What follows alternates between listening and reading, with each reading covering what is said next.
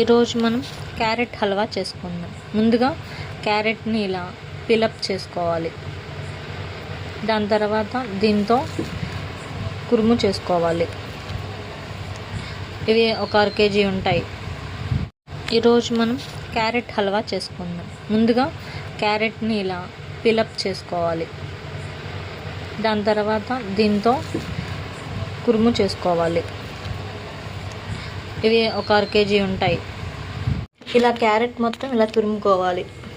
దాని తర్వాత ఇలా డ్రై ఫ్రూట్స్ని మనం ఇలా జీడిపప్పు, బాదం నెయ్యిలో వేసి చిన్న చిన్నగా చాప్ చేసుకోవాలి. నేతిలో క్యారెట్ని బాగా వేపుకోవాలి. బాగా తర్వాత షుగరు, పాలు అన్నీ వేసి కొంచెం దగ్గరికి రానివ్వాలి.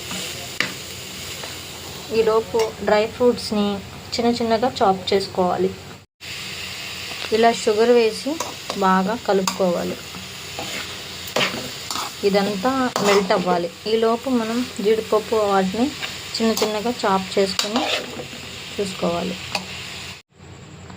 ఇలా కొంచెం మిల్క్ యాడ్ చేసుకుని తిప్పుకుంటా అడుగంటకుండా జాగ్రత్తగా కొంచెం రెడ్డిష్ వచ్చేటట్టు చేసుకోవాలి. పైన మనం వేసిన నెయ్యి అంతా పైకి తేలేదాకా కొంచెం ఉడకనిచ్చుకోవాలి. సిమ్లో పెట్టుకుని జాగ్రత్తగా అడుగంటకుండా తిప్పుకుంటూ ఉండాలి.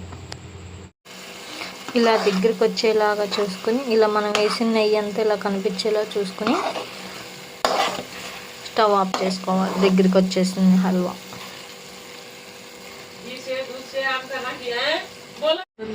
ఎంతో రుచికరమైన క్యారెట్ హల్వా రెడీ అయిపోయింది. మనం డ్రై ఫ్రూట్స్తో గార్నిష్ చేసుకొని చల్లారినాక తింటామే.